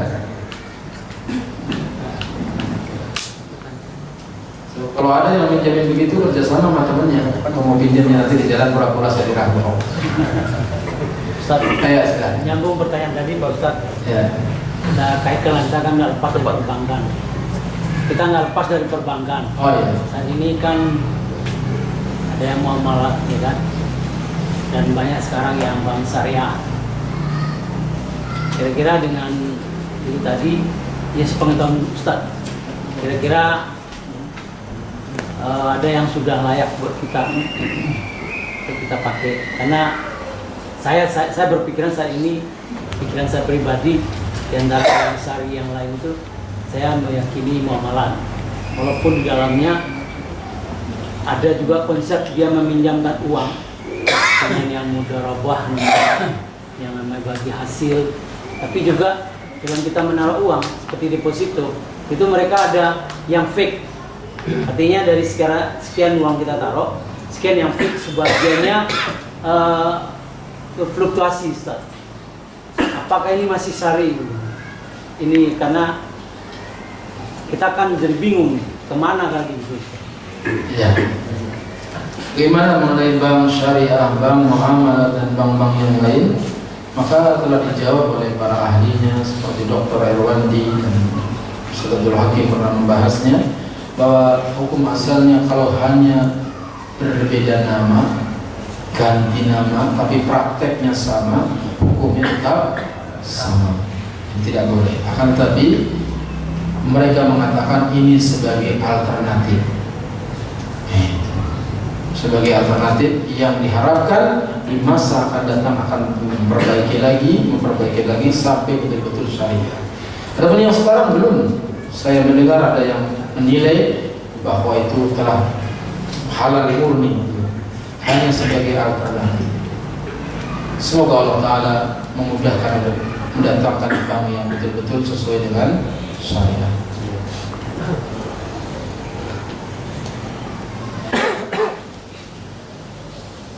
Ada teman memberi pinjaman kepada saya berupa uang, namun beliau dapat pinjaman juga dari bank, lembaga riba. Bagaimana Ustaz? Apabila dia mengambil dari riba dan kita tahu, jangan pinjam sama dia. Kalau kita tahu. Tapi kalau kita sedang pinjam baru tahu, maka tergantung akad kita dengan dia. Akad kita dengan dia, akad syar'i atau akad yang riba. Kalau akadnya syar'i, saya pinjam 100 juta, saya buat usaha. Kalau saya untung, nanti saya bagi hasilnya. Kalau nggak untung, jangan mengharapkan hasilnya. Nah, kalau yang seperti itu nggak apa-apa. Kalau tadinya kita tidak tahu, kemudian sudah pinjam. Tapi kalau tahu dari awal, maka jangan. Karena orang yang bermuamalah dengan riba tidak akan berkah, tidak akan berkah. Sebab Allah Ta'ala firmankan, fa'danu biharbi minallahi wa rasulih. Umumkan perang dengan Allah dan Rasulnya. Siapa yang bisa berperang melawan Allah dan Rasulnya pasti akan binasa. Jauhi yang seperti ini. Assalamualaikum. Waalaikumsalam. Bagaimana hukum menaikkan harga saham? Misalnya setelah 2 tahun saham yang awalnya harganya 5 juta menjadi 7 juta. Saya tidak tahu pembahasan masalah saham. Hal seperti ini wallahu a'lam. Ustaz, yang saya cintai karena Allah, semoga Allah mencintaimu sebagaimana aku mencintaiku karenanya.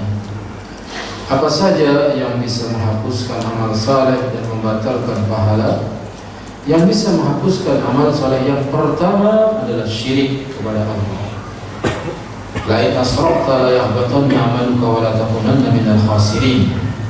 Apabila kau berbuat syirik, maka batal semua amalmu. Semua amalmu secara keseluruhan batal. Ini syirkun akbar. Yang kedua, riya. Riya syirik yang kecil. Dia akan menghapuskan amal yang terpengaruh dengan riyanya.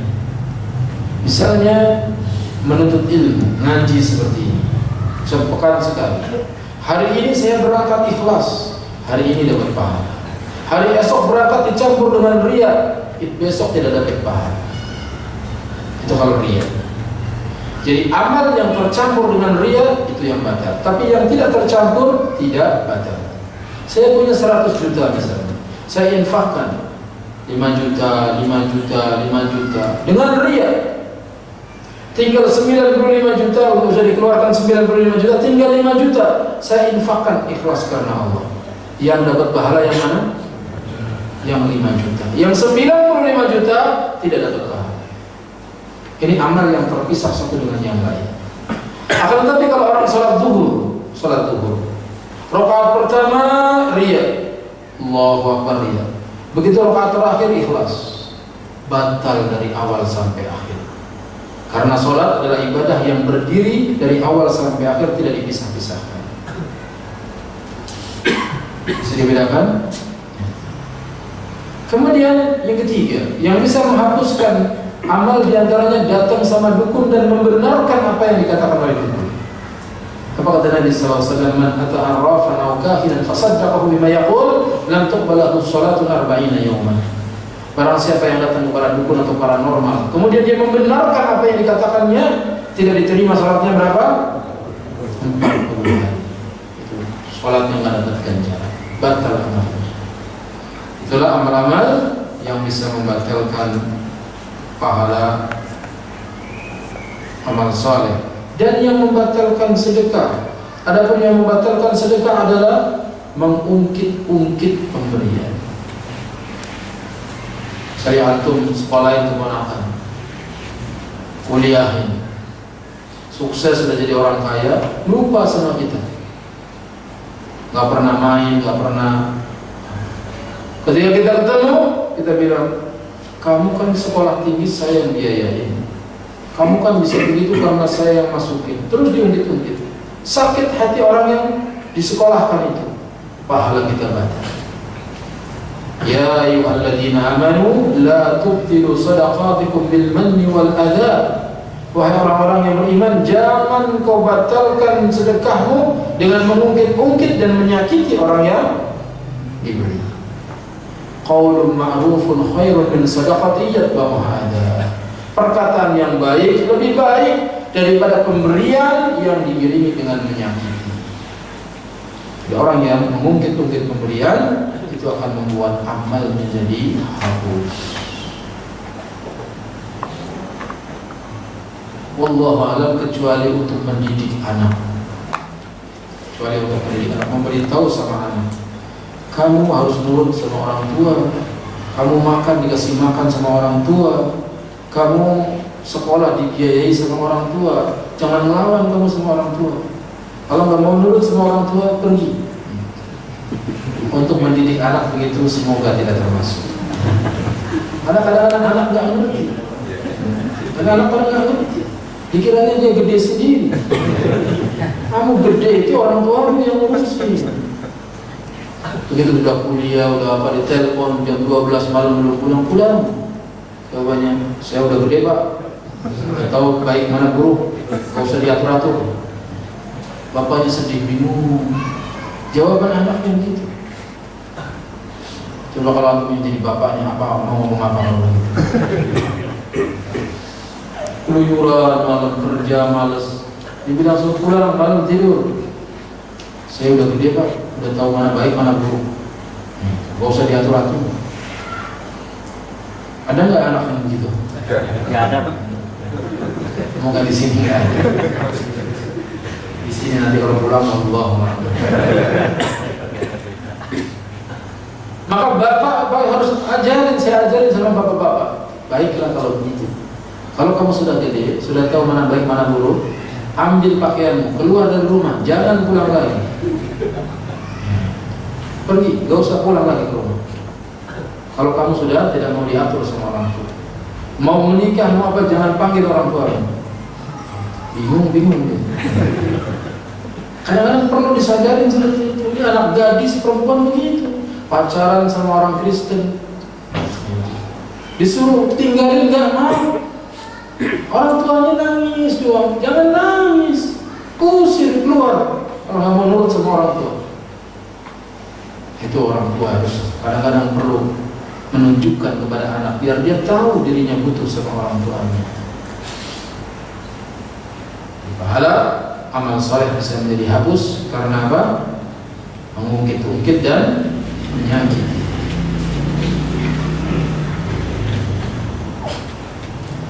Apakah mengikuti hawa nafsu salah satu dari syirik karena menjadikan hawa nafsu sebagai Tuhan? Iya, apabila dia mengikuti seluruh keinginan hawa nafsunya. Adapun kalau orang terjatuh dalam dosa, itu juga mengikuti hawa nafsu. Semoga Allah Ta'ala mengampuninya. Bagaimana pendapat jumhur ulama tentang bank konvensional maupun syariah masuk ke dalam praktek riba? Bank-bank yang ada sekarang konvensional, maka sepakat para ulama mutakhirin menjelaskan tentang hukumnya haram dan riba. Adapun yang bank muamalah, maka tadi sebagai alternatif perbaikan, semoga Allah Ta'ala memberikan jalan keluar. Apakah kita termasuk pemakan riba jika kita memakan uang hasil dari saudara kita yang bekerja sebagai pegawai bank? Iya. Jadi kalau dia kerjaannya cuma pegawai bank saja, tidak ada penghasilan yang lain, maka jangan kita terima, kecuali sekedarnya. Apa yang dimaksud dengan sekedarnya? Seorang suami jadi direktur bank, dia punya anak, dia punya istri. Setiap bulannya istrinya mendapatkan nafkah. Kalau istrinya dan anaknya bisa cari nafkah sendiri, cari nafkah sendiri, jangan terima dari bapaknya. Nah, tapi kalau tidak punya, maka sekedar untuk makan, sekedar untuk biaya sekolah, tidak berlebih-lebihan, maka dia terima nafkah dari suami. Yang seperti itu insya Allah halal. Jadi sekedarnya saja, tidak boleh berlebih-lebihan, tidak boleh bermewah-mewah, karena itu asalnya dari yang haram. Jadi antara jawaban Syekh Muhammad Nasir Al-Albani yang pernah saya baca. Jadi ketika ditanya, ayah saya direktur bank, bagaimana biaya kuliah saya begini-begini, kata beliau, kalau kamu bisa cari nafkah sendiri, cari nafkah sendiri, berlepas diri dari orang tuanya. Kalau tidak sanggup, maka mengambil sekedarnya. Kasusnya kasus apa? Darurat. Bagaimana babi haram, tapi kalau kita nggak bisa hidup kecuali babi dimakan, maka ketika itu kita makan sekedarnya. Bukan udah enak babi terusin, enggak, hanya sekedar untuk menyambung hidup saja.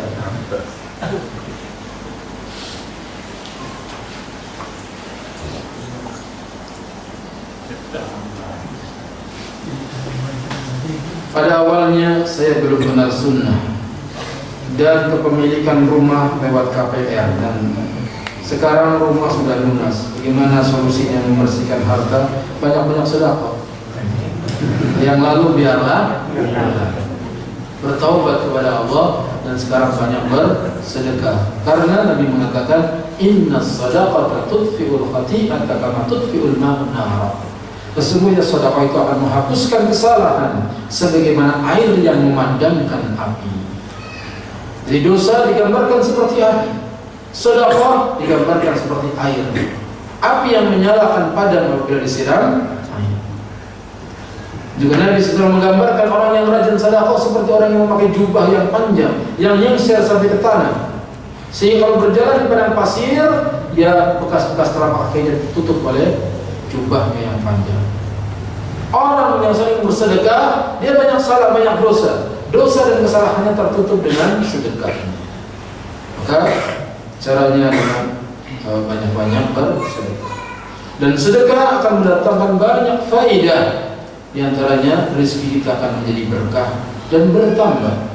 Sebab Allah Ta'ala berfirman, anfiq unfiq alaih. Infaklah kamu, akan diinfakkan kepadamu. Yang bikin kita bangkrut adalah karena bakhil, karena pelit. Orang yang bakhil, orang yang pelit, maka rezekinya akan bangkrut. Jadi itu silahkan mencoba. Kalau menjadi orang pelit, niscaya akan bangkrut. Tapi silahkan mencoba juga jadi orang dermawan, senang memberi, niscaya dia akan sukses, akan berhasil, dan akan berkembang hartanya. Dan ketahuilah bahwasanya dermawan itu tidak mesti harus dengan harta. Dermawan bisa dengan tenaga. Ada orang kesusahan, sibuk, kita bantuin, ikhlas karena Allah. Insya Allah nanti dapat makan siang. Ini mana nih? Ya misalnya orang lagi bangun rumah apa, kita bantuin ngangkatin bata, waktunya makan masa nggak dipanggil? Betul? Iya. Tapi kalau kita pelit, lihatin orang lagi sibuk, bukan level saya kerjaan begitu. Dia ngomong doang, makan juga udah tutup pintunya, nggak dipanggil. Jadi dermawan. Kalau kita ingin dapat rezeki, sedekah, bersedekah. Kunci-kunci rezeki diantaranya istighfar, bertakwa kepada Allah. Adapun bertakwa, Allah berfirman, wa may yattaqillaha yaj'al lahu makhraja wa yarzuqhu min haitsu la yahtasib. Barang siapa yang bertakwa kepada Allah, niscaya Allah akan berikan jalan keluar, dan Allah akan berikan rezeki dari arah yang tidak disangka-sangka. Yang kedua, istighfar.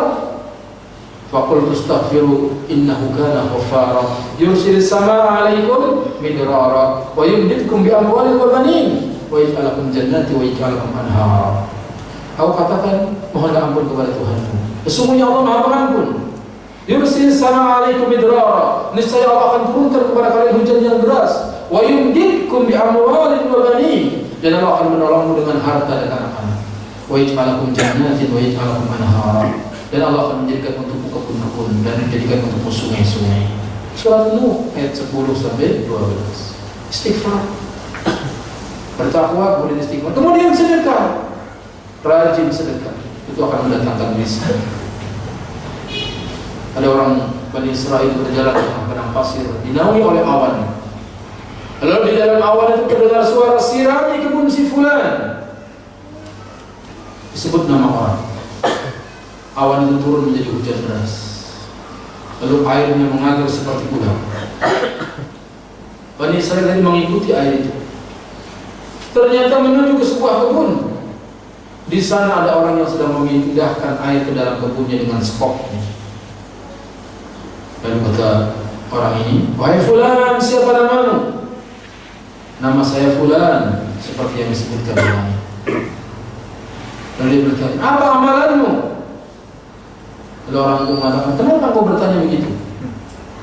"Karena tadi aku mendengar di awan sirami kebun si fulan, disebut nama kamu. Lalu awan itu turun menjadi hujan dan airnya mengalir seperti ular, dan ini dia airnya yang kamu pindahkan ke dalam kebun."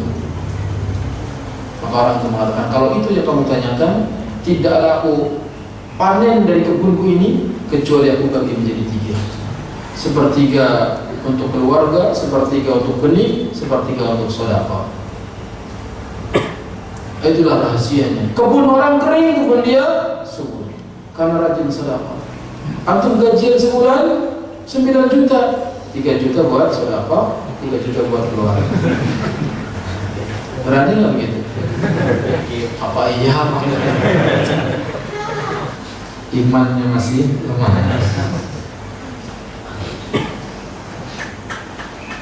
Assalamualaikum warahmatullahi wabarakatuh. Waalaikumsalam warahmatullahi wabarakatuh. Ada 3 golongan yang dihisab, golongan yang tidak dihisab, golongan yang dihisab ringan, golongan yang dihisab secara rinci atau detil. Pertanyaan, apakah orang yang sholatnya bagus menurut Allah Ta'ala nantinya termasuk golongan yang dihisab secara ringan? Yang dijelaskan juga mengenai 3 golongan tersebut ya.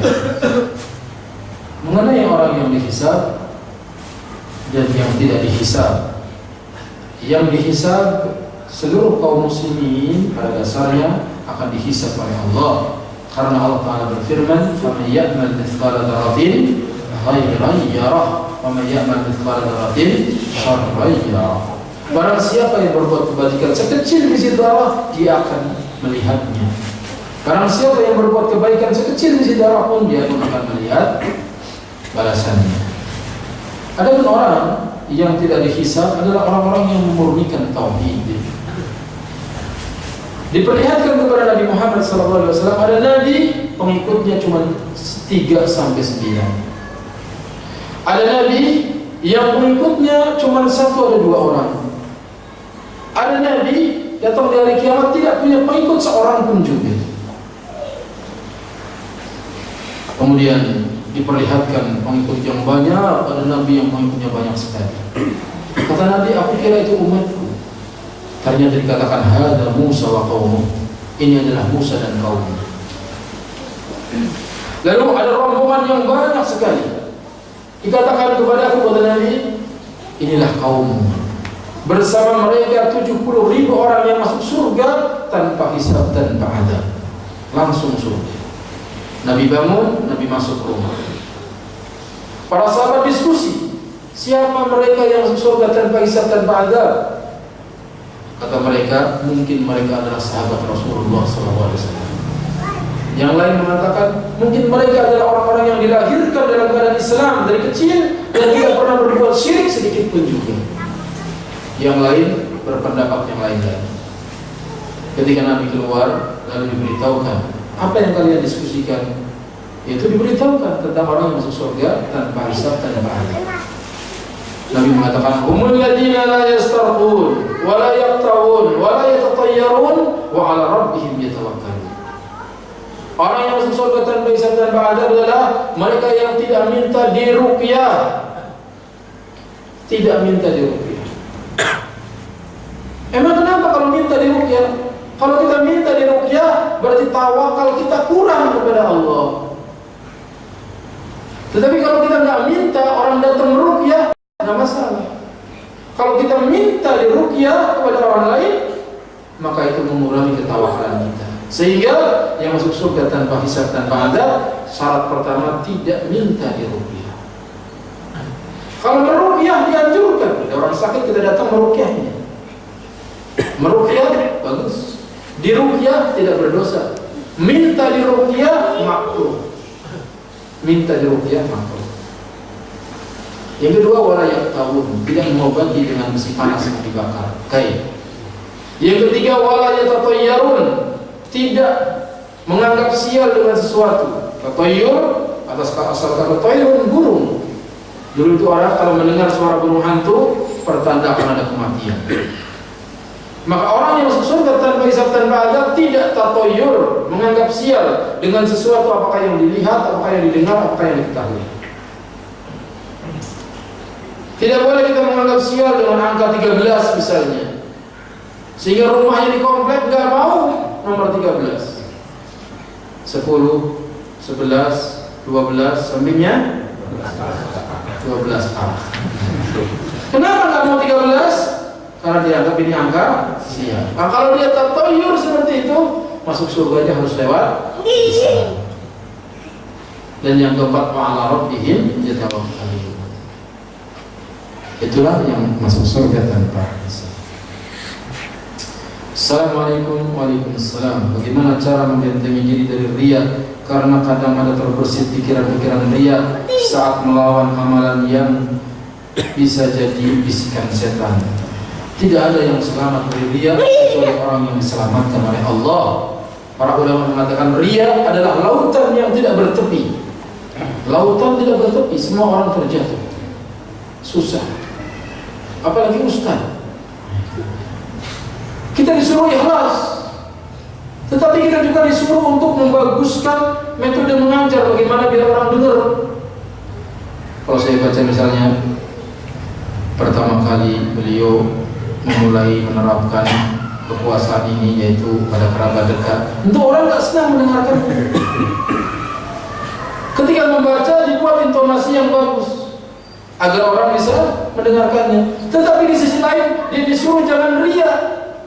Susah, paling susah untuk ikhlas ustaz, para pengajar. Maka caranya adalah dengan berdoa pagi sore. Allahumma inni bersama, Allahumma inni bersama, Allahumma inni a'udzu bika an usyrika bika wa ana a'lam wa astaghfiruka lima la a'lam. Ya Allah, aku berlindung kepadamu dari dosa syirik yang aku ketahui, dan aku mohon ampun kepadamu dari dosa syirik yang aku tidak ketahui. Itu jadikan zikir pagi sore. Allahumma inni a'udzubika an usyrika bika wa ana a'lam wa astaghfiruka lima la a'lam. Atau dengan dhamir nahnu, Allahumma inna na'udzubika min an nusyrika bika shay'an na'lamu wa nastaghfiruka lima la na'lam. Itu ada dalam buku wirid pagi sore, zikir pagi petang. Ya Allah, aku berlindung kepadamu dari dosa syirik yang aku tahu, dan aku mohon ampun kepadamu dari dosa syirik yang aku tidak tahu. Itu cara berlindung dari syirik. Ustaz, apakah dosa syirik dapat terhapus dengan taubat? Semua dosa selama nafas belum sampai di tenggorokan, selama matahari belum terbit dari barat, pintu taubat senantiasa terbuka.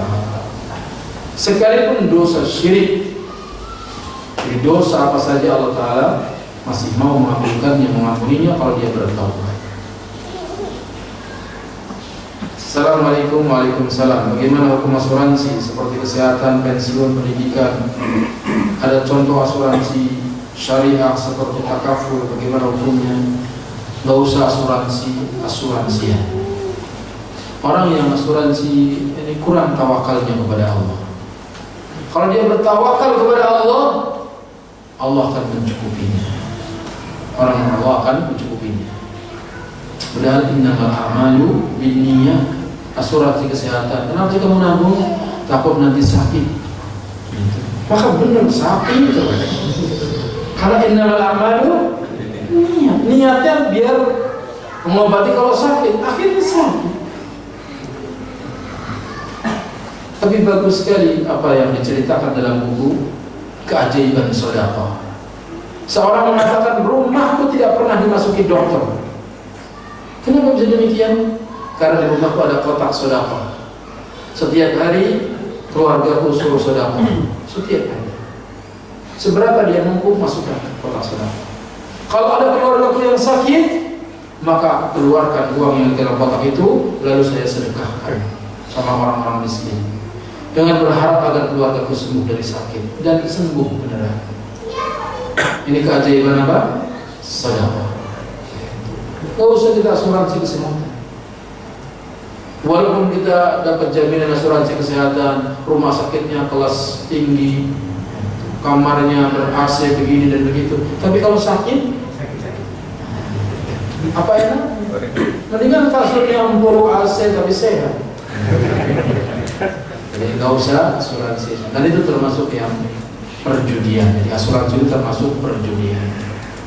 Ternyata ketika kita misalnya asuransi jiwa, mati kita. Padahal kita baru ikut 2 bulan, dapat sekian puluh juta atau berapa ratus juta sekarang jiwa.